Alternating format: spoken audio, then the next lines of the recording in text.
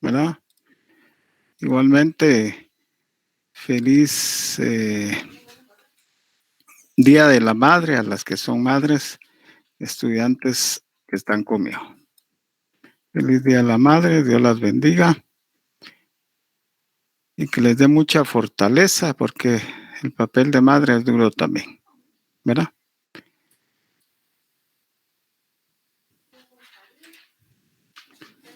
¿Cuántas madres hay que están aquí ahorita?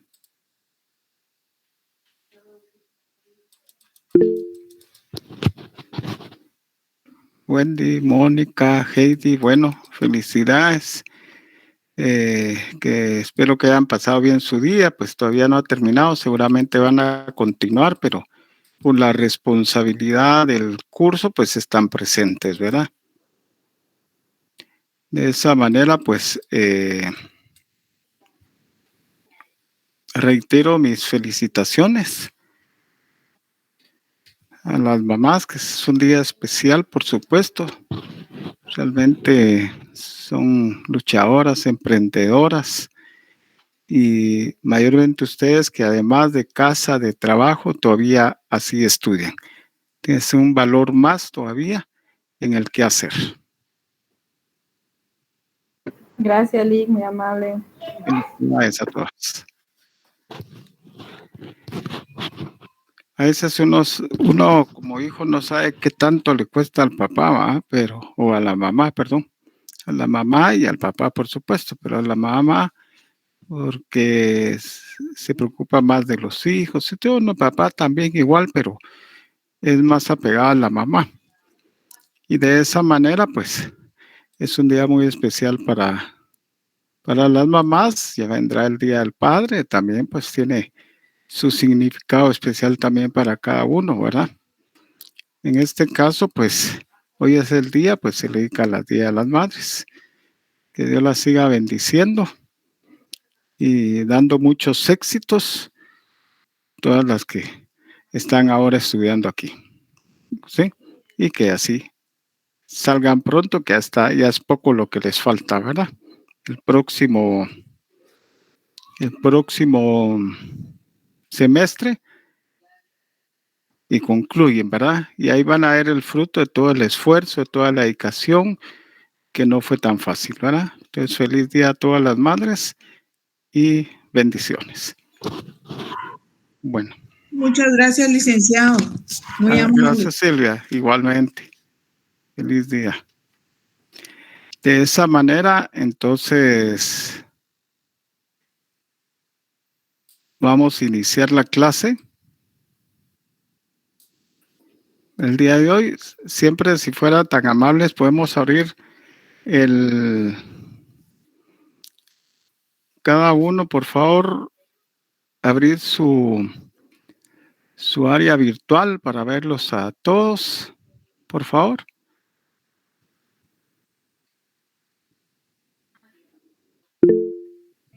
Gracias, Luis Fernando.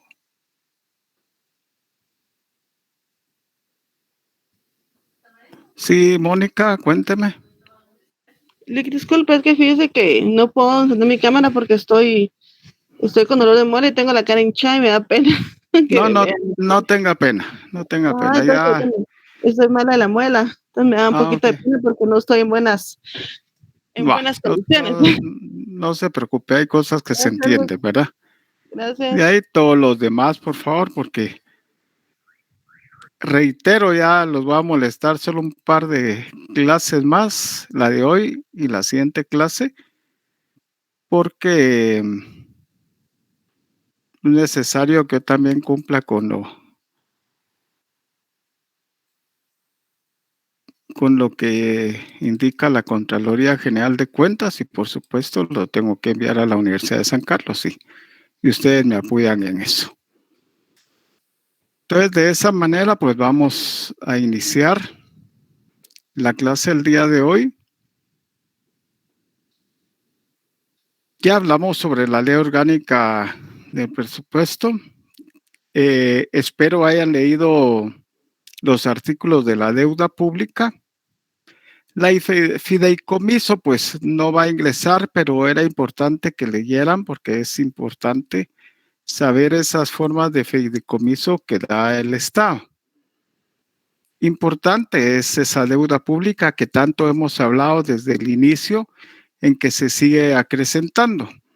Yo por ahí tenía un mensaje que quieren pedir otra, no sé si lo vieron ustedes, querían solicitar otra deuda pública el gobierno, pero no hubo los consensos necesarios en el Congreso y la cual no fue aprobada, ¿verdad?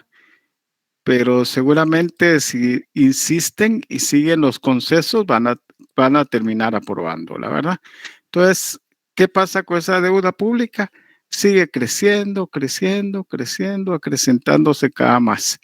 Y entonces no se van a lograr los fines en cuanto al presupuesto de la nación, en este caso de Guatemala. De esa manera, pues, en cuanto a la deuda pública, vamos a hablar así rapidito. En este caso está el artículo 60, desde ahí inicia, que es el sistema de crédito público, que es el crédito que realizan las entidades hacia el Estado de Guatemala para convertirse en esa deuda pública, y establece el sistema de crédito público. El sistema de crédito público lo constituye el conjunto de principios, órganos, normas y procedimientos que regulan la celebración, ejecución y administración de las operaciones de endeudamiento que realiza el Estado.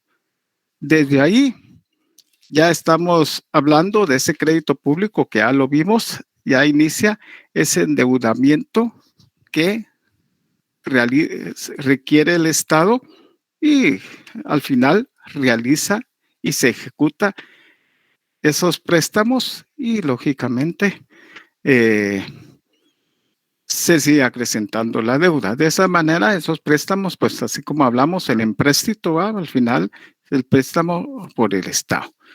En todos los demás, pues ustedes, todos los demás literales, lean ustedes, pero para mí eso es importante lo que acabamos de ver. De ahí tenemos el 60, perdón, se me corrió, el 61, el ámbito del crédito público. El crédito público se rige por las disposiciones contenidas en la Constitución Política de la República, las de esta ley, las normas reglamentarias y las demás disposiciones legales que autoricen operaciones específicas. Además, también vimos del 237 a 243 de la Constitución Política de la República, y eso pues ya lo leímos hasta dos veces y hemos mencionado varias veces durante la clase esos artículos. Entonces ahí establece que este sujeto de disposiciones que rige el crédito público, todas las entidades estatales, incluyendo al Instituto de Fomento Municipal y las municipalidades que realizan operaciones de crédito interno o externo cuando requieren el aval o garantía del Estado. Se exceptúan de las disposiciones de esta ley las operaciones que realice el Banco de Guatemala conforme a su ley orgánica para garantizar la estabilidad monetaria, cambiaria y crediticia. Pues ya conocen ustedes el encaje bancario y entre otros casos pues puede solicitar algún endeudamiento, ¿sí?, para estabilizar el país si no alcanzara lo que hemos visto sobre el encaje bancario. Asimismo, dice, los recursos provenientes del crédito público se destinarán a financiar inversiones productivas de beneficio social y de infraestructura. Está bien, se endeudan y el beneficio social muy poco se ve. En este caso, pues ustedes ya vieron que ahora pues se aprobó el decreto en cuanto a relación a las viviendas, ¿verdad?, que van a ser por medio del FHA para aquellas personas de escasos recursos y que no tengan una vivienda. De esa manera, pues lo que hacen es que le bajan intereses y va a ser un promedio hasta 300,000 quetzales más o menos, ¿verdad? Entonces, ese es un aporte, pero ¿qué sucede ahí? ¿Quién es el que contribuye para pagar el resto para poder adquirir esas viviendas a todo el beneficio de la población de escasos recursos y que no posee una vivienda? El Estado. El Estado les va a dar una cierta cantidad para que puedan apalear esos intereses que no van a pagar las personas de la vivienda, sí, que adquieran la vivienda, y siguen siendo erogaciones siempre del Estado. ¿A favor del beneficio social? Sí.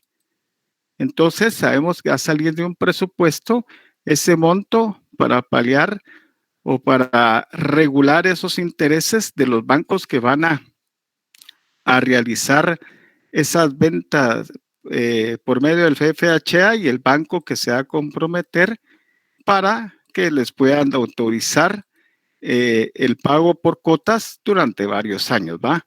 Normalmente es hasta 25 años que lo dan. Y de esa manera, pues el Estado va a estar financiando los demás intereses que no van a ser pagados por la población de escasos recursos y que no tenga vivienda. De esa manera, pues ahí dice reorganización del Estado cuando los requerimientos del proceso de reforma y modernización de la administración pública así lo requieren. Pero es importante también en la literal B, casos de evidente necesidad nacional aprobados por el voto favorable de las 2/3 partes del total de diputados que integra el Congreso de la República. Todos esos compromisos y esos empréstitos, que ya vimos esa definición, esos préstamos que se realizan a entidades de manera interna o de manera externa, de esa misma manera, debe ser el Congreso que apruebe ese financiamiento para el Estado de Guatemala, derivado de un préstamo, derivado de bonos de tesoro, entre otros que puedan haber. Asimismo está el artículo 61 bis, porque hay que ver que también hay que renegociar esos préstamos externos. Como la deuda sigue creciendo, pueden renegociarlos, como decir, estaba a 60, 70 años, digámosle, 50 años, pongámosle. Y de repente ya han pagado 30 años o 25 años. Esos 25 años que ha pagado nos dice, présteme esa otra mitad que ya pagué y volvamos otra vez para 50 años otra vez.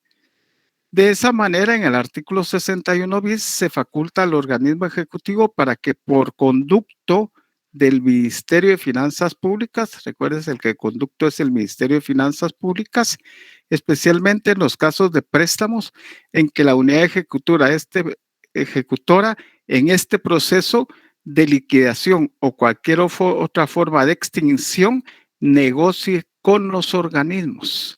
O sea, ¿quién va a negociar? Que es el conducto, va a ser el Ministerio de Finanzas Públicas, no así el presidente. Presidente, pues al final va a decirle al Ministerio de Finanzas Públicas, esta negociación está así, sí, entonces ahí estamos.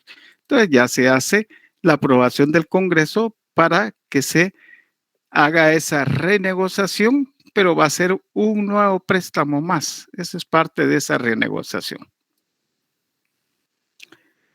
De ahí tenemos el artículo 62. También es importante en el 61 bis, en el tercer párrafo. En todos los casos, el Ministerio de Finanzas Públicas enviará copia al Congreso de la República y a la Contraloría General de Cuentas en un plazo no mayor de 15 días. Toda la documentación relacionada a cada renegociación suscrita y formalizada con los organismos de Estado y agencias financieras internacionales respectivamente. De esta manera, pues, como ya bien sabemos que el ente o la entidad fiscalizadora es la Contraloría General de Cuentas, ellos tienen que tener toda esa documentación porque al final pasan a ser fondos públicos, ¿verdad? El artículo 62 establece atribuciones del órgano rector, que es el Ministerio de Finanzas Públicas.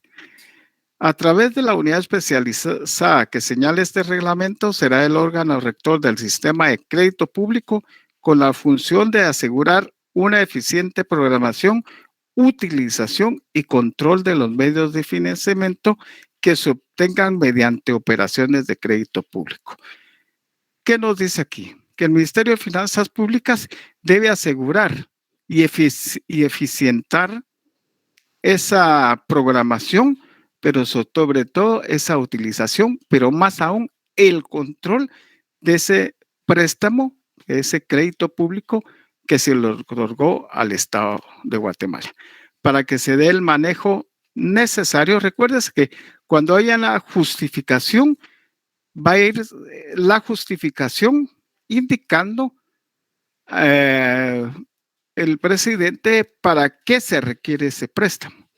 Entonces, ese préstamo tiene que ser utilizado para lo que se solicitó y fue aprobado por el Congreso. De ahí el 63, en cuanto a la deuda pública a mediano y largo plazo. Se denomina deuda pública de mediano y largo plazo los compromisos monetarios contraídos o asumidos por el Estado de Guatemala y por sus entidades descentralizadas y autónomas.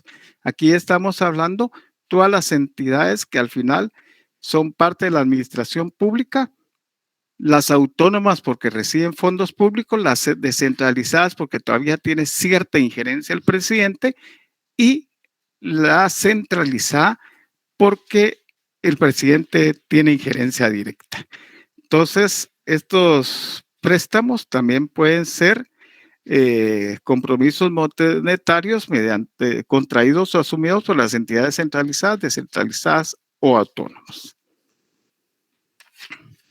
Y pues ahí están algunas formas en cuanto hay emisión y colocación de títulos, pagarés, bonos o obligaciones a largo y mediano plazo constitutivos de un empréstito.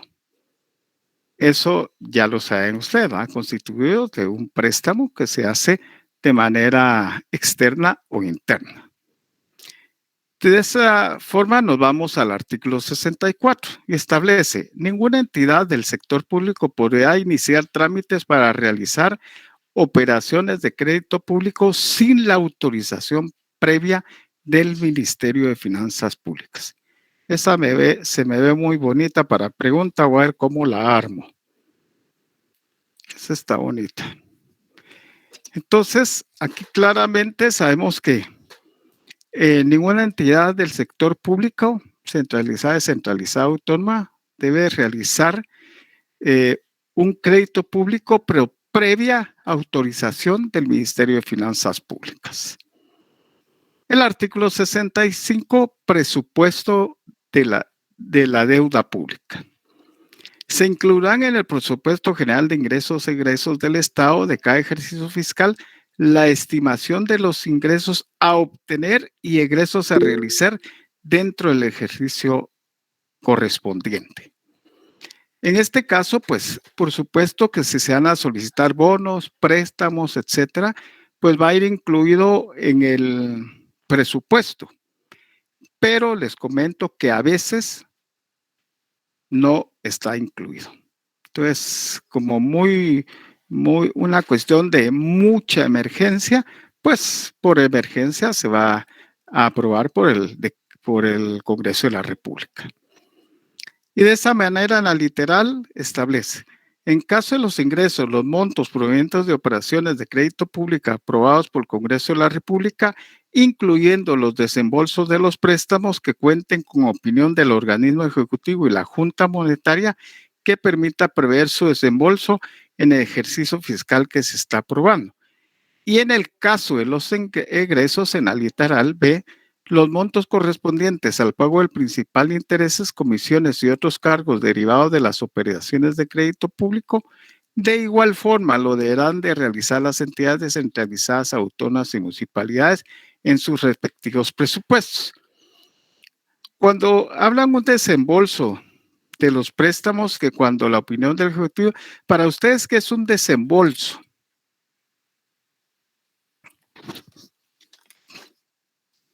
Desembolso es un gasto, licenciado. ¿Es un qué, Erwin? Perdón.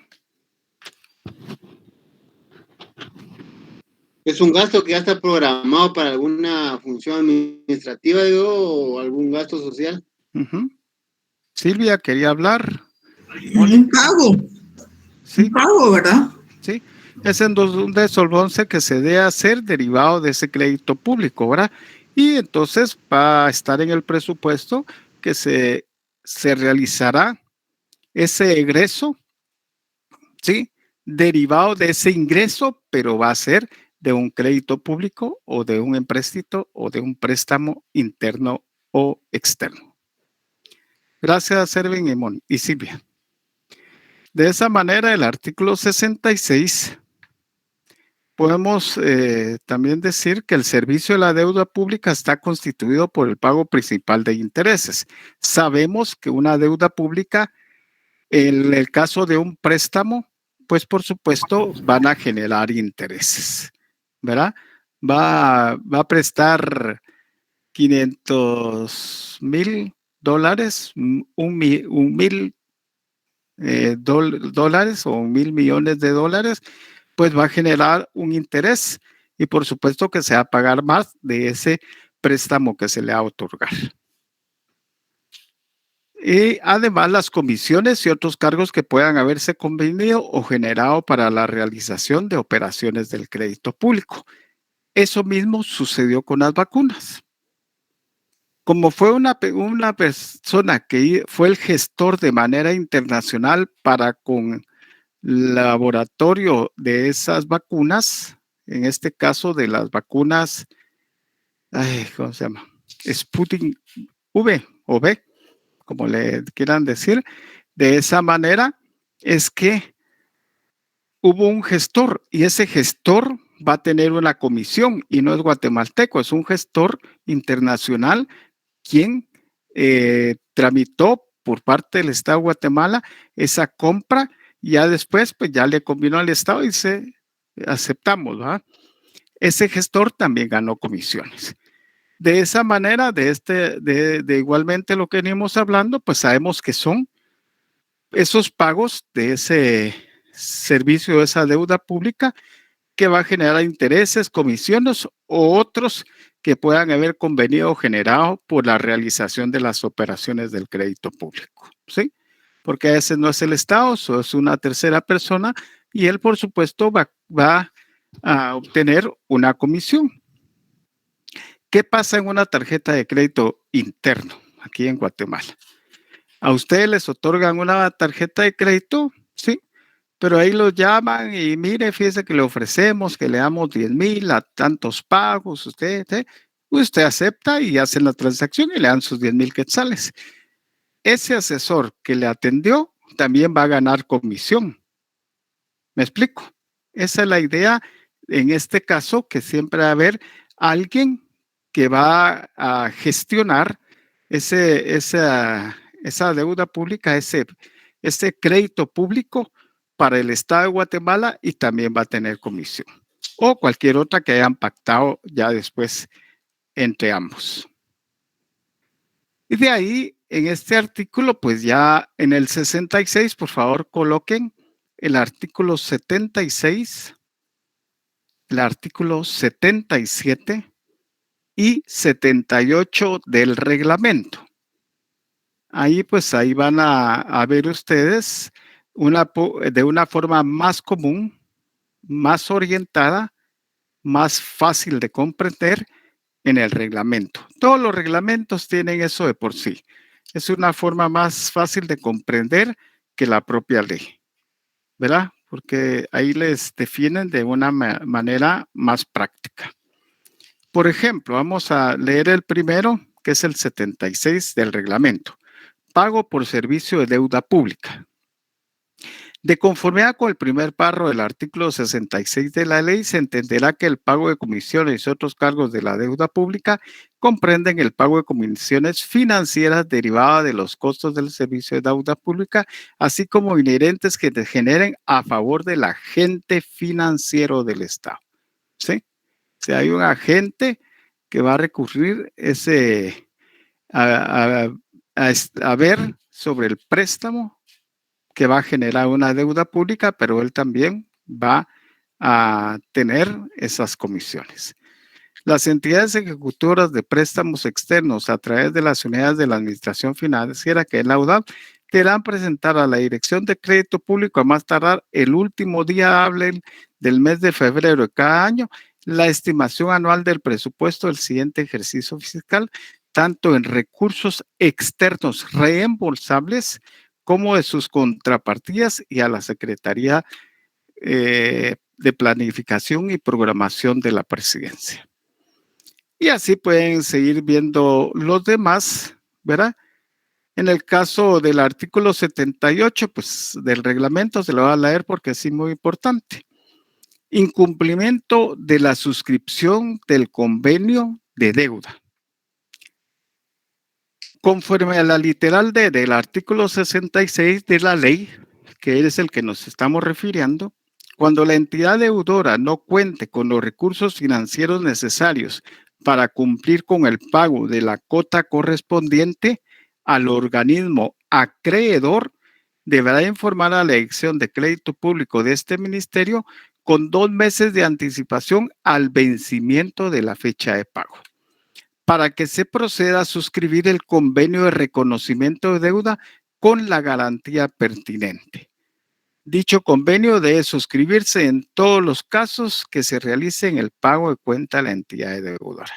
En caso de incumplimiento del convenio suscrito, el Ministerio de Finanzas Públicas no autorizará a la entidad deudora a realizar los trámites necesarios para efectuar nuevas operaciones de crédito público y el ente rector deberá trasladar el expediente a la Procuraduría General para que inicie las acciones legales pertinentes. Lo que sucede aquí, que ese incumplimiento de esa suscripción del reconocimiento de la deuda, pues claro, todos lo tienen que firmar, todos los estados que soliciten un préstamo. De esa manera, pues al firmarlo, pues ya quedan los derechos y obligaciones.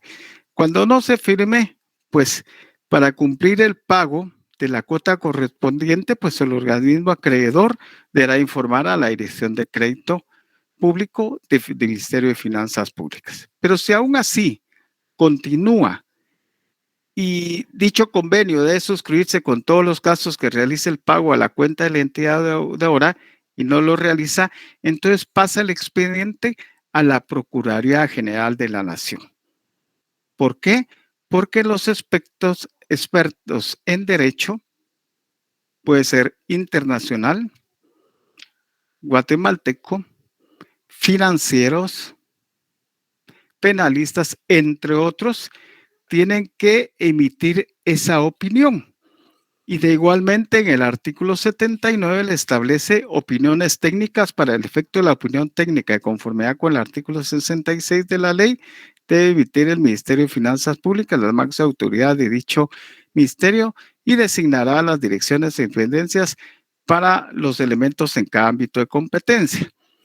Después de esa opinión que emita la Procuraduría General, la remite al Ministerio de Finanzas Públicas. Y ellos de esa opinión establecerán qué paso a seguir por la falta, en este caso, de la suscripción del convenio o reconocimiento de deuda. ¿Sí? ¿Por qué? Si ya ha habido algún pago y ya se ha atrasado en algún pago y no hay un convenio, para ustedes, ¿qué es un convenio? Vamos a ver. Ellos hicieron un contrato, pero ¿qué es el convenio? Que a muchos se los convenio piden. es un acuerdo entre las partes con un objetivo. ¿Con qué sentido? Porque ese, si hablamos que es fuera guatemalteco, pues eso nos da un título ejecutivo y se ejecutara entre diferentes ámbitos. Depende en qué se trate, puede ser en el ámbito económico coactivo, en lo civil, para que se pague lo adeudado. Entonces, ese convenio se sirve que sí reconozco la deuda, tal y tal y tal, el Estado hacia la entidad financiera que les va a prestar. Entonces, hace el reconocimiento de deuda porque tiene un contrato, pero el reconocimiento de deuda les va a hacer valer ese título ejecutivo para cobrarle el Estado en su momento, si no se llega a una renegociación. Bueno, entonces de esa manera, pues, hay más artículos hasta el 74 que establece sobre la deuda pública y de esa manera vamos a leer algunos todavía.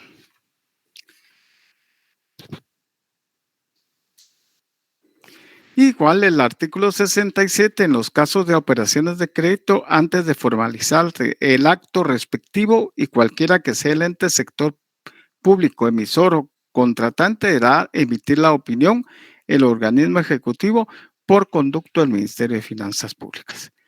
Siempre tiene que haber una opinión por el Ministerio de Finanzas Públicas para establecer si es a bien firmar o no con el monto de intereses que va a generar.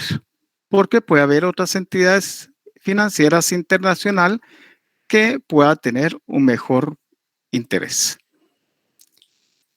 Luego, pues, en el 70, la nulidad de las operaciones del crédito público realizadas en la contravención de las normas dispuestas en la presente ley son nulas y sin efecto, sin perjuicio de la responsabilidad personal que pueda recaer en quienes las realicen. Las obligaciones que se derivan de la misma no serán exigibles al Estado de Guatemala ni a cualquier otra entidad contratante del sector público. ¿Sí? Todas aquellas operaciones de crédito que son realizadas por esa contravención que se va a dar en cualquier momento, pues ahí dice que son nulas y al final sin efecto y que sin perjuicio de la responsabilidad personal que pueda recaer a quienes la realicen o la hayan realizado, por supuesto.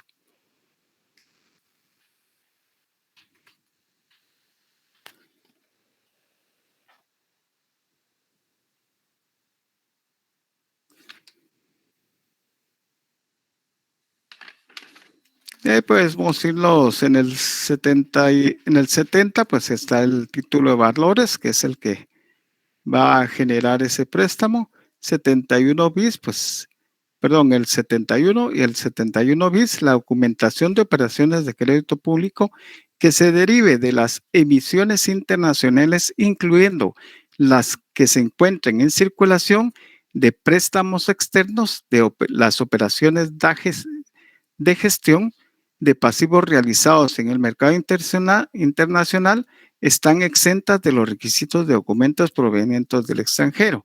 Estos documentos se rigen por normas especiales de orden interno e internacional de conformidad con la ley del organismo judicial. Pues estos documentos se firman en Guatemala, deberán estar en el extranjero, por supuesto, traducidos en español, si el caso fuera, si alguien, pues, para poder hacer la firma correspondiente.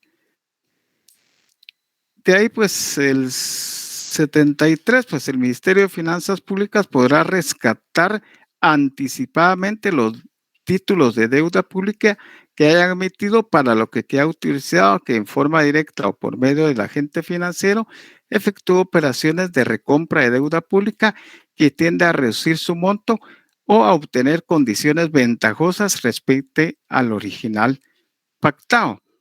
Ahí volvemos a la renegociación, ¿verdad? O sea que sí, yo presté 1,000 millones y de esos 1,000 millones, pues ya he pagado 50,000. De esa manera, entonces, 500,000 millones. Entonces, me quedaría el 50%, pues renegocio nuevamente, de acuerdo también a ese rescate de títulos, y establece que puede haber, en este caso, condiciones ventajosas, y puede ser una ventaja adquirir otro préstamo y volver a mantener ese mismo préstamo como el monto inicial que se dio hace 10 años que venían pagando. Y de esa manera obtienen otro préstamo y vuelve a generar esa renegociación con el mismo o menor valor, pero se vuelve a dar.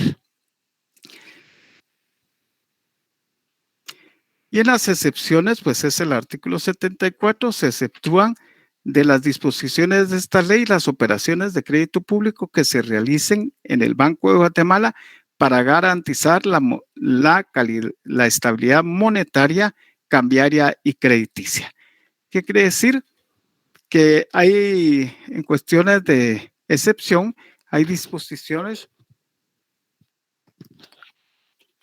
de la ley orgánica del presupuesto en cuanto que el Banco de Guatemala puede disponer de una operación de crédito público para, si no alcanza el encaje bancario, como les dije al inicio, pues eso va a garantizar la estabilidad cambiaria y crediticia en Guatemala. Asimismo, pues también me interesa hablarles de algo más. En el artículo 78, los que tienen su ley, colóquense ahí.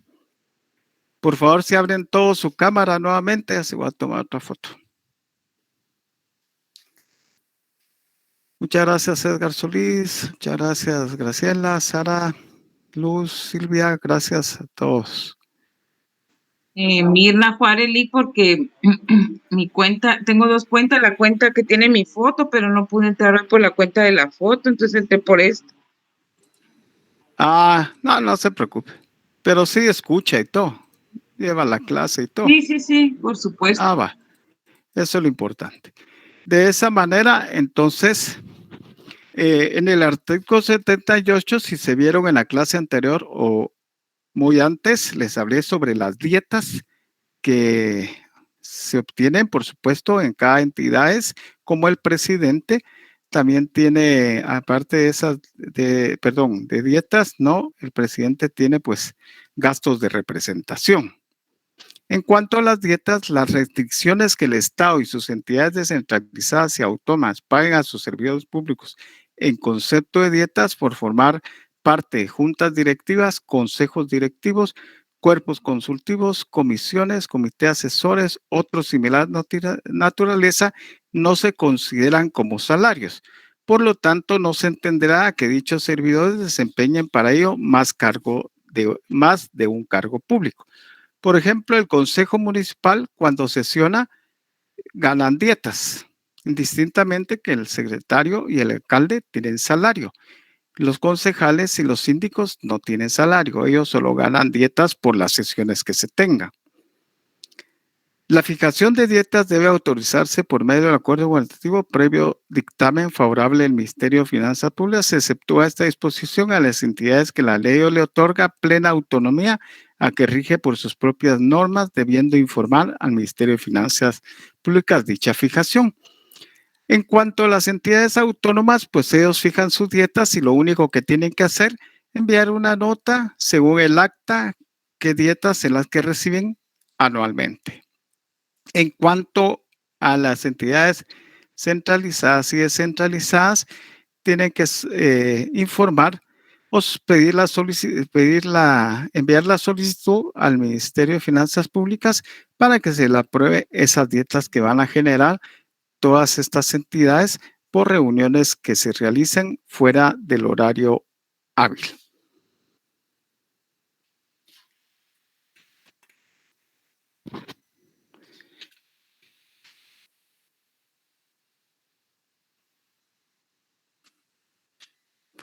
Y es importante que eso lo mira mucho la Contraloría General de Cuentas.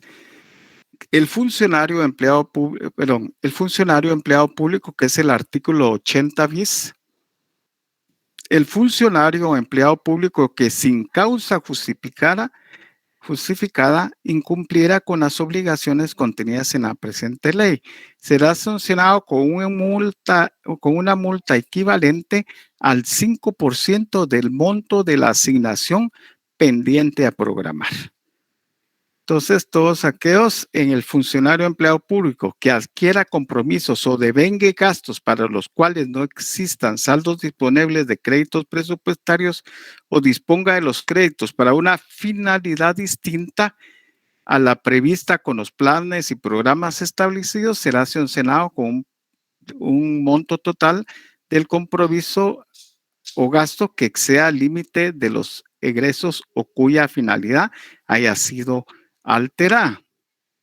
De esa manera, si hablamos del 5% del monto de esa asignación, depende del monto que sea, así va a ser, se le va a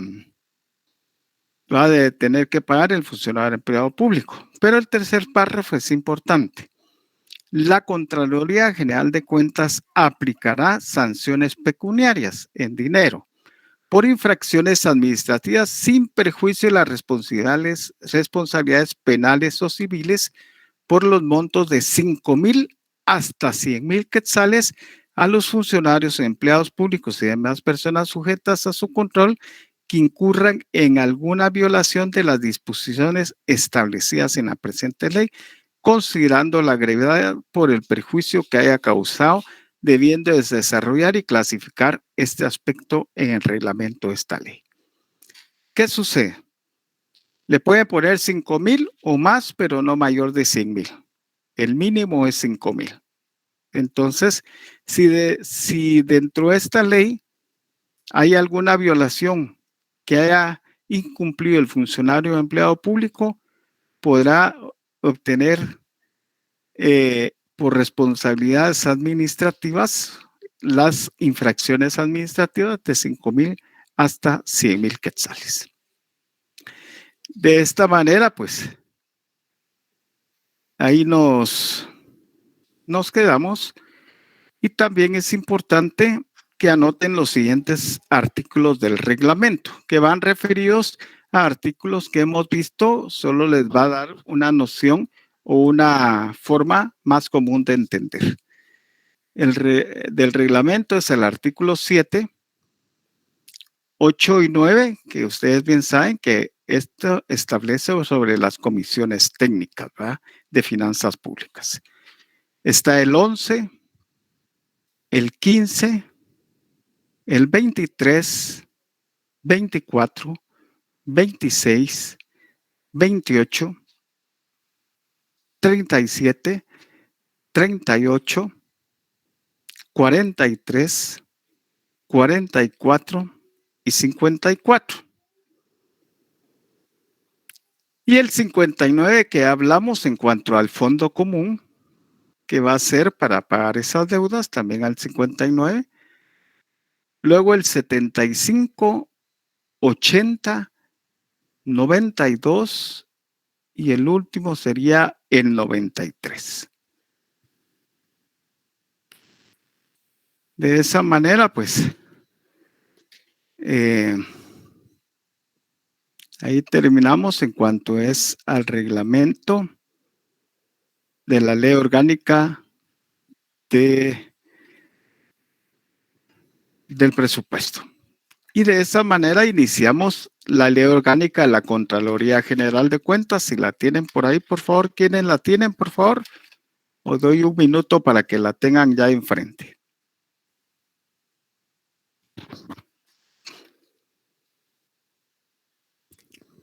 Ley orgánica de la Contraloría, ¿verdad? Uh-huh. Muy bien. Era una que les había dicho, por ser el ente fiscalizador, es importante también saber sobre ello.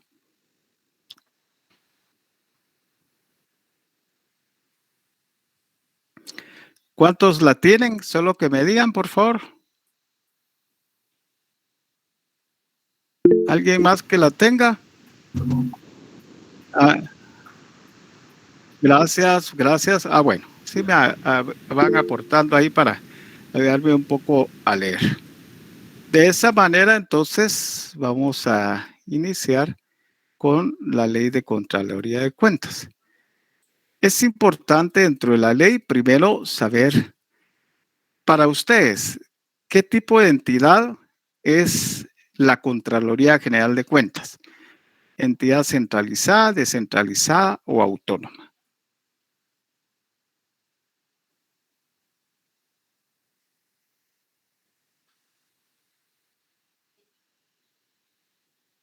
¿Qué tipo de entidad es? Entonces vamos a ir empezando para que ahí puedan observar ustedes y vamos a ir al artículo 1. Sí, es descentralizada. Ajá. El artículo 1 es importante porque siempre va a tener ese objeto en la ley, siempre le va a dar esa naturaleza jurídica de la ley, entre otras. Pero le va a dar un margen de lo que la ley, para qué está elaborada esa ley. El artículo 1 establece: la Contraloría General de Cuentas es una institución técnica y descentralizada. De conformidad con esta ley, goza de independencia funcional, técnica, administrativa, con competencia en todo el territorio nacional, con capacidad para establecer delegaciones en cualquier lugar de la República, por lo cuanto es una entidad realmente con independencia funcional, o sea, no tiene injerencia nadie con la Contraloría General de Cuentas, ni menos el presidente, ni los diputados, ni el organismo judicial, nadie. Los tres poderes del Estado no tienen ninguna injerencia, ni nadie. Es una entidad independiente funcional en que puede realizar todo lo que establece la ley de la materia, entre otras. Asimismo, tenemos el artículo 4.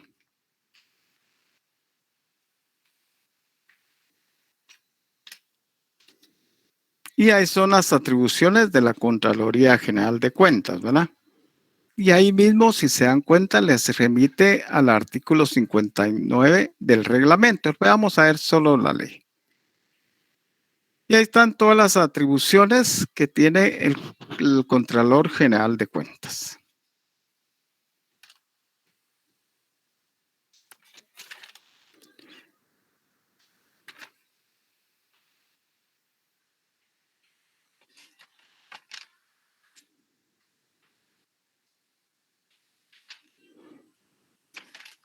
De ahí nos vamos al artículo 7, que establece el acceso y la disposición de información.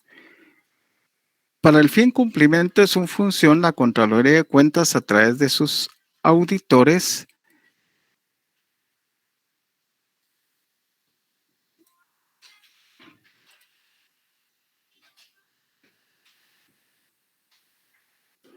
el artículo 7, ¿va?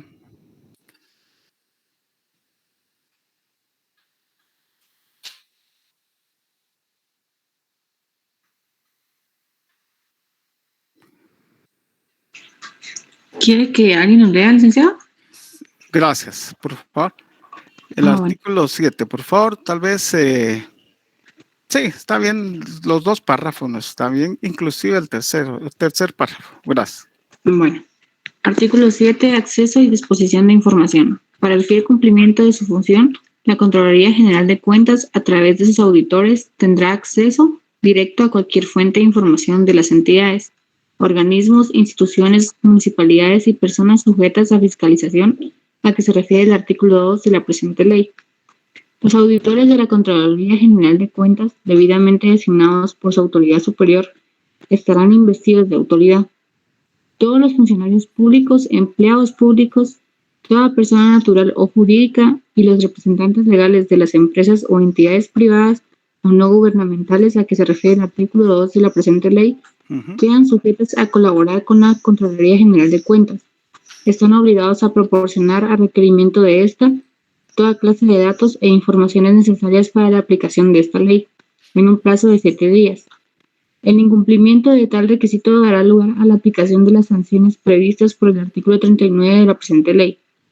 Los auditores en el curso de las inspecciones podrán examinar, obtener copias o realizar extractos de los libros, documentos, mensajes electrónicos, documentos digitales, incluso de carácter contable, y si procediera a retenerlos por un plazo máximo de 20 días.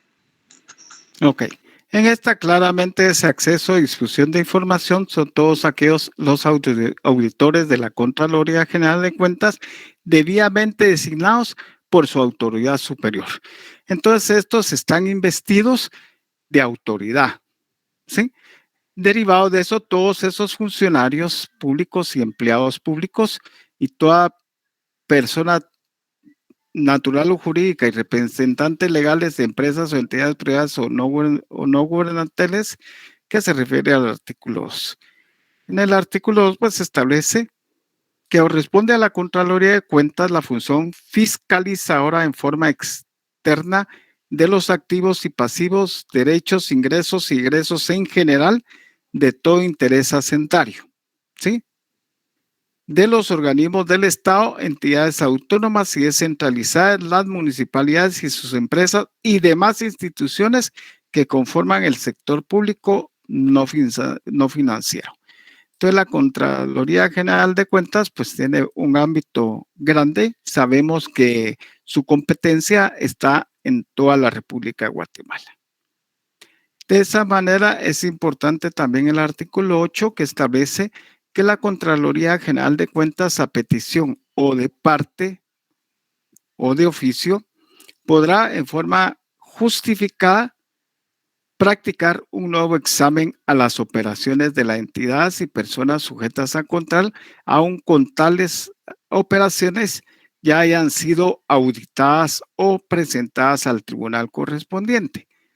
Derivado de eso, si se hace una solicitud, una petición de conformidad con el artículo 28, pues se solicita que se haga una nueva auditoría de acuerdo que hay, según la autoridad competente de esa entidad o a quien le recayó al empleado o funcionario público, pues solicitará esa nueva revisión de acuerdo a lo que ya estaba revisado por el auditor gubernamental. Derivado de eso, puede hacer una nueva revisión, aún estando ya la denuncia interpuesta ante al tribunal respectivo. De esa manera, pues, hay una contrarrevisión, si se quiere decir así, para poder ver nuevamente si realmente la revisión fue muy exhaustiva o hay documentos que no vio que ellos contienen para que pueda hacer nueva revisión.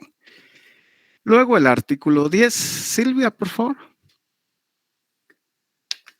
Sí, licenciado. Artículo 10. Información de estado de cuentas bancarias.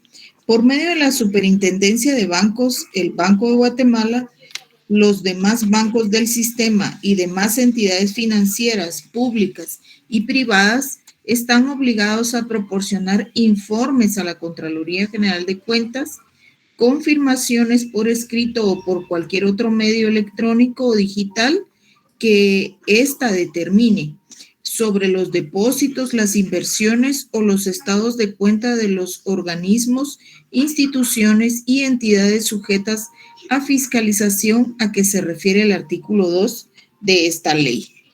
Ajá. Que ese 8 pues ya lo leímos en cuanto a las contrarrevisiones.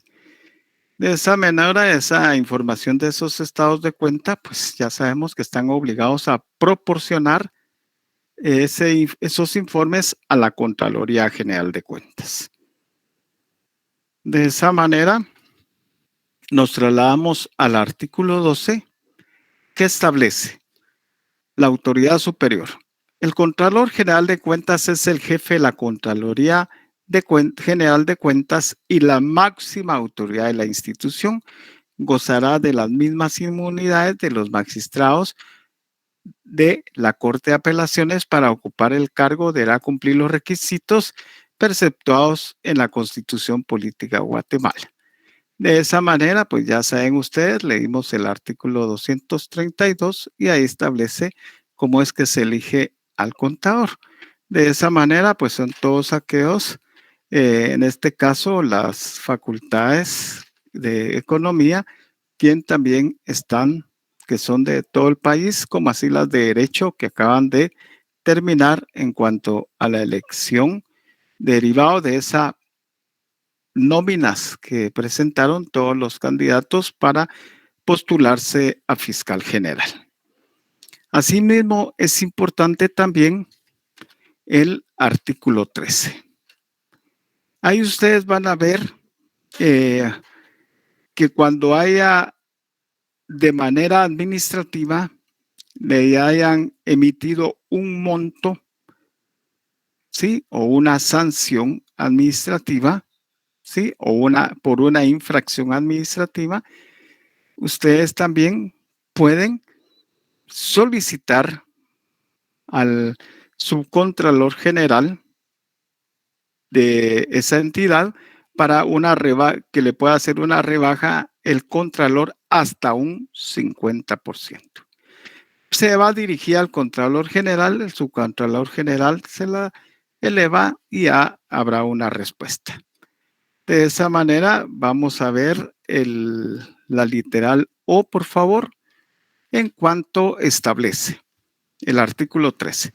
Imponer las sanciones administrativas pecuniarias que establecen en las leyes del país dentro del ámbito de su competencia, así como otorgar rebajas hasta un 50% solo de los montos que hubieran impuesto, según la gravedad de las faltas en que incurriere por parte de funcionarios y empleados públicos sobre montos impuestos derivados de sanciones contenidas de la Ley de Contrataciones del Estado.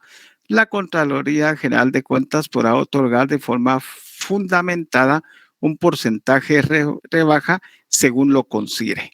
La Contraloría General de Cuentas deberá emitir una normativa que regule lo relativo a las disminuciones. El instrumento la publicitará en el diario oficial. O sea que eso ya lo tiene desde hace años la Contraloría General de Cuentas. De esa manera, cuando hay una sanción económica por una infracción administrativa, pues se puede recurrir a la Contraloría General de Cuentas por el derecho de petición y solicitud al Contralor General para que le haga esa rebaja de ese 50% a la infracción administrativa que le impusieron. De esa manera también vamos a ver el artículo 17, por favor. ¿Alguien que me pueda hacer el favor de leerlo? Artículo 17.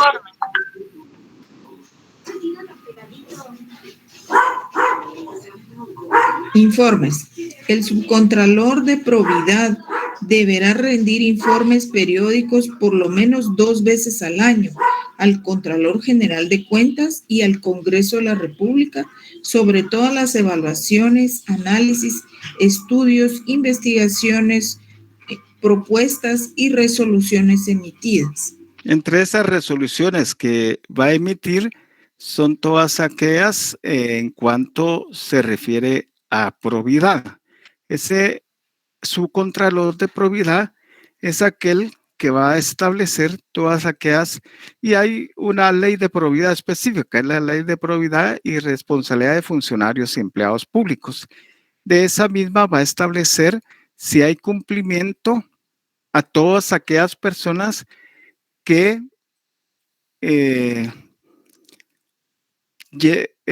¿cómo se llama? Manejen fondos públicos o que el salario sobrepase de 8,000 quetzales, mayormente todos aquellos que están en 011, en relación de dependencia. Ellos deberán de llenar un formulario ante la Contraloría General de Cuentas de la Zona 1 y además también tienen que, por aparte, deberá de llevar su patrimonio que tiene Y ahí todas esas cuentas más adjunto al formulario lo presenta y al finalizar las actividades en esa institución deberá hacer también la terminación de ese mismo para que ellos puedan controlar que cuánto tenía y cuánto finalizó y si fue un manejo adecuado o por qué hay más fondos y de dónde provino esos fondos, ¿verdad? Eso es realmente esa gestión que lleva ese subcontralor por parte de la ley de probidad de responsabilidad de funcionarios y empleados públicos. De esa manera nos trasladamos al artículo 23, que hay un subcontralor administrativo, pero el 23 es ¿cuál es la responsabilidad del Contralor General de Cuentas? Y el subcontralor de probidad, el subcontralor administrativo, el subcontralor de calidad de gasto público y demás personal de la institución. Serán responsables conforme al ordenamiento jurídico vigente cuando por dolo, culpa o negligencia causaren perjuicio a los intereses del Estado, municipios, entidades e instituciones descentralizadas y autónomas en el ejercicio de sus funciones, ¿sí? En este caso, tanto también Contralor, el subcontralor de probidad, el administrativo, el de calidad de gasto público y demás personal de esa institución serán responsables con el ordenamiento jurídico vigente cuando causen algún perjuicio a los intereses del Estado. Porque muchos mencionan, asimismo, a todos los intereses del Estado, como a los municipios, que son las municipalidades, las entidades e instituciones descentralizadas y autónomas en el ejercicio de sus funciones. Porque como no hay una entidad que realmente verifique o fiscalice también a la Contraloría General de Cuentas, pues dentro de esta normativa, pues ellos ya lo contemplan para poder derivado de una dolo o culpa o negligencia de un trabajador de esa institución, también podrá ser según lo que haya ocasionado, podrá ser de alguna medida, alguna sanción administrativa o puede ser una denuncia. De esa manera nos pasamos al artículo 25, que es importante y lo voy a apuntar también. Ahí vamos a ver cómo va una pregunta en cuanto a informes al Congreso. El Contralor General de Cuentas rendirá informe de su gestión al Congreso de la República cada vez que sea requerido de oficio 2 veces al año. Asimismo, presentará anualmente en un plazo de 150 días después del ejercicio fiscal anterior un informe y dictamen de los resultados de las auditorías practicadas a los estados financieros y ejecución presupuestaria de ingresos y de gastos de los organismos del Estado, instituciones, entidades autónomas y descentralizadas. ¿A quién le debe presentarse ese informe? El Contralor General de Cuentas rendirá un informe de su gestión. ¿A quién se lo debe presentar? Al Congreso de la República. ¿Cuántos días después de haber finalizado el periodo fiscal? 150 días. 150 días. Ahí hay que contar, uno puede decir 3 meses, 4 meses, 5 meses, 5 por 30, 150, pero hay días que tienen 31, hay meses que tienen 31, febrero que tiene menos días, o 28 o 29, entonces hay que ver hasta dónde completaría esos 150 días. Lo cierto es que también el Contralor General tiene que rendir informe. De no hacerlo, pues el Congreso tendrá que realizar la actividad que debe de emitir derivado de esa falta de responsabilidad. Asimismo, que también es importante, es el 27. Por eso les hablé de auditores gubernamentales. porque establece el artículo 27, se denomina así a la persona responsable de la supervisión, revisión, desarrollo y ejecución del trabajo de auditoría en las instituciones o personas que hacemos que se refiere al artículo 2, todas aquellas entidades centralizadas, descentralizadas o autónomas, o todas aquellas municipalidades o sus empresas y demás instituciones o institución que reciba fondos del Estado, como fideicomisos, entre otros. Asimismo, establece para ser auditor gubernamental se requiere ser guatemalteco y estar en el goce de sus derechos ciudadanos, tener la calidad de profesional activo y no estar comprendido dentro de las prohibiciones establecidas en el artículo 22 de esta ley. Una de ellas, pues, es ser guatemalteco. Ahí volvemos a caer si es de origen o no, ¿va? Entonces sabemos que puede ser un extranjero domiciliado, puede ser un auditor gubernamental. ¿Quién es el que le compete auditar a las entidades centralizadas, descentralizadas, autónomas o de conformidad con el artículo 2 de la Ley de Contraloría de Cuentas?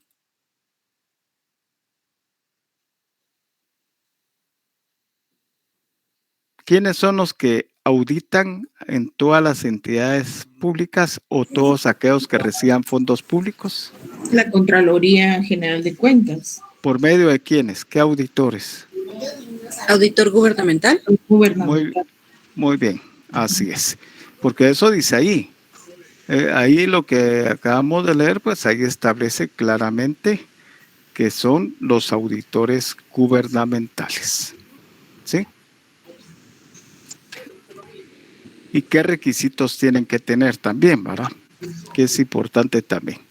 Ahí dice artículo 27, auditor gubernamental, punto. Se denomina así a la persona responsable de la supervisión, revisión, desarrollo y ejecución del trabajo de auditoría en las instituciones o personas que se refiere al artículo 2.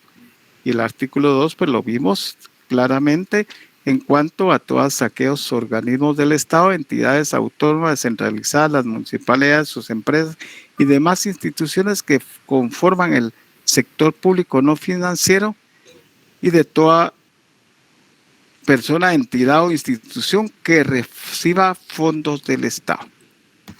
¿Sí? Entonces son auditores gubernamentales los que van a hacer auditorías a las instituciones públicas o todas aquellas que reciban fondos del Estado. De esa manera, también nos vamos al artículo 30, que sí es importante, en cuanto a la obligación de denunciar. Los auditores gubernamentales, volvemos a saber quiénes son los auditores que realmente hacen esas auditorías. Los auditores gubernamentales que en cumplimiento de su función descubran la comisión de posibles delitos contra el patrimonio de los organismos, instituciones, entidades y personas sujetas a fiscalización, están obligados a presentar la denuncia correspondiente ante la autoridad competente y hacerlo de conocimiento al Contralor General de Cuentas, quien deberá constituirse como querellante adhesivo. ¿Sí? De esa manera, pues ya sabemos que tanto aquellos funcionarios, empleados públicos quedan obligados a presentar a los auditores el auxilio necesario para el ejecutivo cumplimiento de su función. En el caso de negarse, será sancionado de conformidad con la ley. También va a haber responsabilidad. De esa manera, pues ahí estamos viendo que la ley pues establece claramente cuando ese auditor gubernamental derivado de una auditoría existe posibles indicios de un delito, pues debe presentar esa denuncia y por supuesto el Contralor General de la Nación va a ser el querellante adhesivo, pero él no va a estar en las audiencias, va a ser el abogado de la Contraloría General de Cuentas que se va a nombrar, ¿sí?, en nombre del Contralor de Cuentas que esté en ese momento para que vaya a los tribunales como querellante adhesivo para defender esa denuncia correspondiente. De esa manera también tenemos del 32 al 37, ¿va? Si iniciamos el presupuesto, corresponde a la Contraloría General de Cuentas una asignación anual no menor de un 1% de los ingresos ordinarios del Estado. O sea, en el presupuesto también debe de haber fondos públicos a favor de la Contraloría General de Cuentas. ¿Cuánto es? El 1%. Que no sea menor del 1%, ¿va? No sea menor del 1%. De ahí en adelante le pueden dar más fondos públicos, ¿sí? Pero no sea menor del 1%. Asimismo está el patrimonio. La Contraloría General de Cuentas para su organización, funcionamiento y cumplimiento de atribuciones contará con recursos financieros, ¿verdad? Entre ellos la asignación que otorga el Estado al cargo del presupuesto general de ingresos. ¿Por qué esa asignación? Sabemos que es no menor del 1%, pero si el Estado le quiere dar de acuerdo a lo que va a requerir, de acuerdo a sus funciones, la Contraloría General de Cuentas le puede dar más del 1%, pero no menor del 1% le debe dar. De ahí todos aquellos bienes inmuebles, derechos y valores que posea a la vigencia de la ley y los que adquiera a futuro a título, por cualquier título, ¿va? Puede ser gratuito, puede ser por donación, puede ser un inmueble comprado, entre otras. Los ingresos por concepto de imposición de sanciones pecuniarias y multas, pues ya les expliqué que puede, por esas infracciones administrativas van a ellos también a afianzarse de fondos. Por los ingresos de concepto de imposición de esas multas o sanciones pecuniarias, o sea, en dinero. Los ingresos por concepto de prestación de servicios a entidades, instituciones y organismos sujetos a fiscalización por parte de la Contraloría, las donaciones de cualquier naturaleza y cualquier otro ingreso de conformidad con la ley.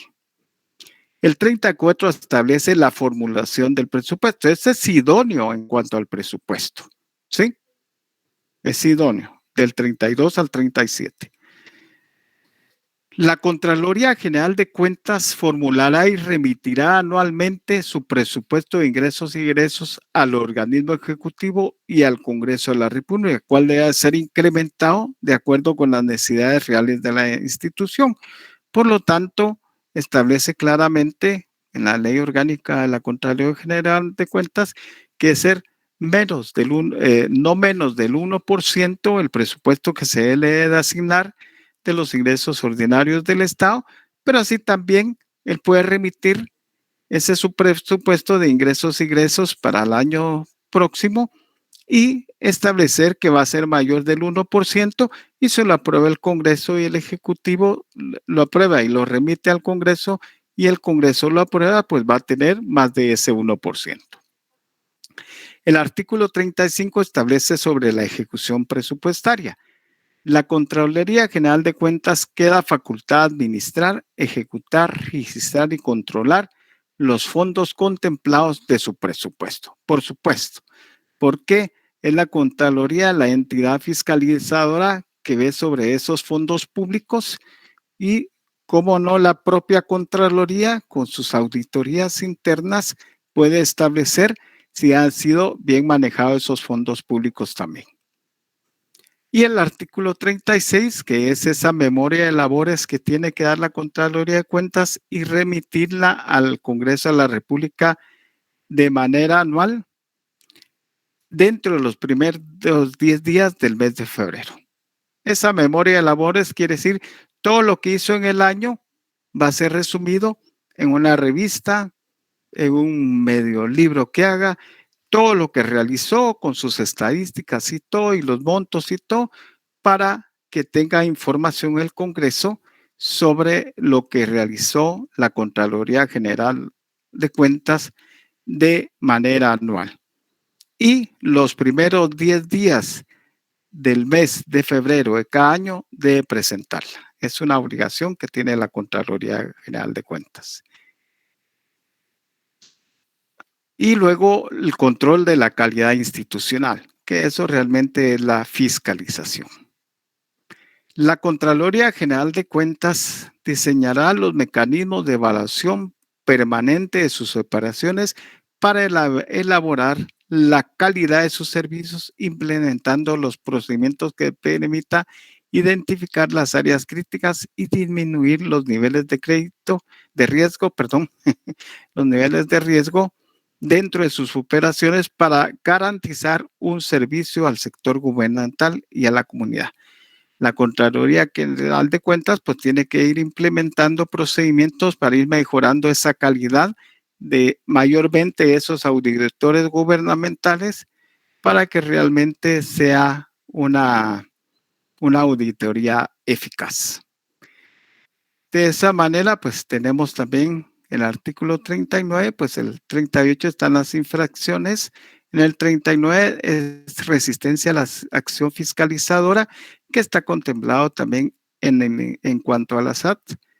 El artículo 358D del Código Penal y constituye para la Contraloría General de Cuentas, constituye la resistencia a esa fiscalización. Quien no quiera ser fiscalizado, pues va a esa resistencia a la acción fiscalizadora y ahí establece claramente que después del vencido del plazo de 10 días que incurra en esta infracción, será sancionado con una multa de 40,000 hasta 60,000 sin perjuicio de las demás responsabilidades que se den derivado de esa resistencia a la fiscalización, ¿verdad? Y de ahí tenemos el 40, si no mal recuerdo, que es el procedimiento. Para la imposición de sanciones establecidas en esta ley u otra jurídicamente aplicable, se le conferirá audiencia al presunto infractor por el plazo de 5 días improrrogables. Si al evacuarse la audiencia solicitara apertura a prueba, esta se concederá con un plazo perentorio de 10 días hábiles, ¿sí? Improrrogables, los cuales se empezarán a contar al día siguiente a la notificación de la apertura de prueba. ¿Qué sucede con eso?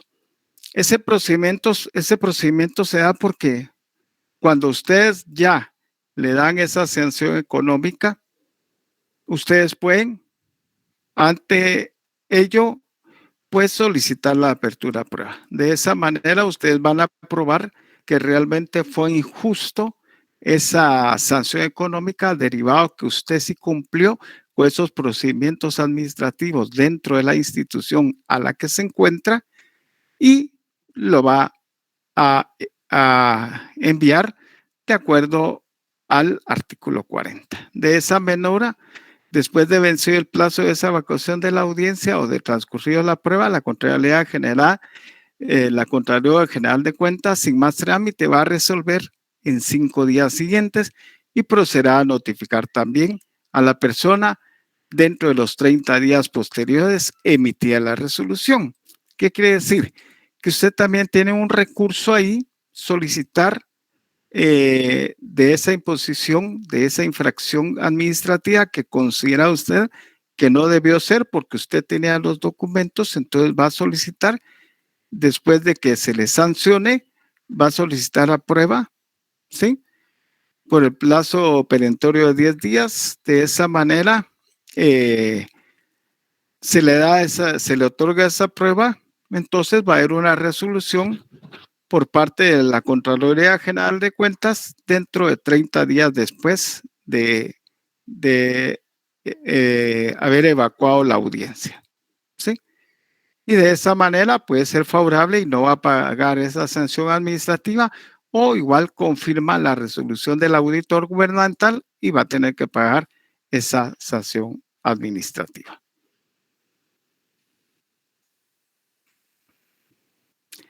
De ahí creo que es el 43, vamos a ver el 43, que son causas de extinción de la responsabilidad, que es importante, así como la extinción normal y anormal que existe en los contratos administrativos, en la Contraloría General de Cuentas, pues hay causas de extinción de responsabilidad y la responsabilidad por las infracciones y sanciones establecidas en la ley y demás y de las normas jurídicas aplicables se extingue por las siguientes formas. 1, por el cumplimiento de la sanción. 2, por la prescripción de la responsabilidad, porque después de haber realizado la sanción y ya no hay plazo para interponer nada, pues entonces, pasado 4 años, no le reclaman o por medio de un económico coactivo le cobran, pues se prescribe esa responsabilidad. Entonces ya no hay que pagar por prescripción de la misma sanción y por muerte del infractor. Esas son las causas de extinción de la responsabilidad después de una infracción administrativa y haberles dado una sanción económica. El cumplimiento de la sanción, la prescripción de la responsabilidad, la prescripción de la sanción y la muerte en infracción del infractor de conformidad con el artículo 43. Y por último, vamos a hablar del artículo 44. Seguramente ustedes en el sexto o séptimo semestre, pero vieron esos recursos legales de conformidad con cuanto la ley de lo contencioso administrativo, que es el recurso de reposición o de revocatoria. En el caso de estos recursos legales para la Contraloría General de Cuentas, para ya haber definitiva administrativa, pues el artículo 44 establece contra las resoluciones que dicte el Contralor General de Cuentas procede el recurso de reposición y contra las resoluciones que dicten los subcontralores, directores y jefe de dependencias de la Contraloría General de Cuentas procede el recurso de revocatoria. En ambos casos debe observarse el procedimiento que para efecto establece la ley de lo contencioso administrativo, que cuando estamos refiriéndonos al recurso de revocatoria y reposición, estamos refiriéndonos a la ley de contencioso administrativo, el artículo 7 o 9. ¿Sí? De esa manera, para interponerlo, ustedes tienen 5 días hábiles para interponer su recurso. ¿Ya? Y después la entidad administrativa va a correr, el artículo 8 va a admitir para tu trámite. El artículo 12, pues va a correr las audiencias al interesado, al asesor o técnico si es necesario y, por supuesto, a la Contraloría General de la Procuraduría General de la Nación para que emitan opinión o dictamen y lo devuelve nuevamente a la Contraloría General de Cuentas, al Contralor General de Cuentas y él confirma, modifica o revoca esa resolución que tuvo en su momento, ¿verdad? Cualquiera de ellas confirma, pues ya nos vamos definitivamente al Tribunal de Cuentas de conformidad con el artículo 221 de la Constitución Política de la República, que la jurisdicción administrativa le corresponde al Tribunal de lo Contencioso Administrativo. O, en todo caso, sabemos que es la sala, pero la ley contempla el Tribunal de lo Contencioso Administrativo. Después de que el Tribunal de lo Contencioso Administrativo emita sentencia, lo único que tenemos de conformidad con ese 221 de la Constitución es la casación. Después de la casación, el amparo y ahí ya termina la vía legal. Ya sea que le den favorable o vuelve a confirmar todo, pues ahí no hay otra que realizar el recurso que interpuso en su momento de conformidad a la petición que realizó de conformidad con el artículo 28. Entonces, por el día de hoy, pues ya son las 7 y ustedes van a su siguiente curso. Eso es lo que se refiere a la Contraloría General de Cuentas. Si alguien anotó, sabe que no son muchos artículos. Realmente son 2, 3, 4, 5, 6, 7, 8, 9, 10, 12, 13, 14, 15, 16, unos 25 tal vez aproximadamente.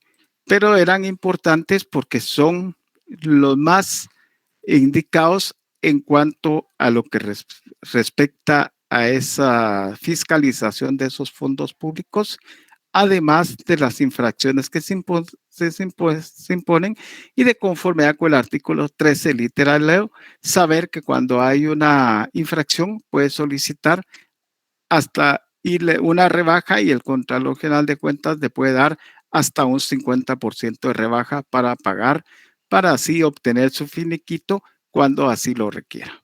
De esa manera, pues el día de hoy, pues solo les digo a todas las mamás, feliz Día de las Madres, que la hayan pasado bien y en estas últimas horas todavía que tienen, pues que la sigan pasando bien, ¿verdad? Dios las bendiga y pues a pesar de las que trabajan, de las que todavía hacen cuestiones en la casa y además estudian, pues es un mérito más, ¿verdad? Pues feliz Día de las Madres y pues termino la clase porque ya van a su próxima clase. Gracias, licenciado. Buenas noches. Graciela, feliz noche, Braulio, Luz de Naida, Noche, Clara Lick. Esperanza.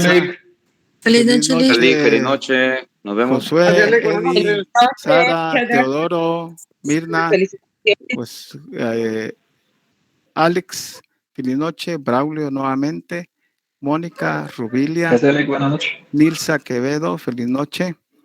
Feliz noche, Lick. Walfred López, feliz noche. Y Alex Antonio, Graciela, Kimberly, Stephanie, Walfred.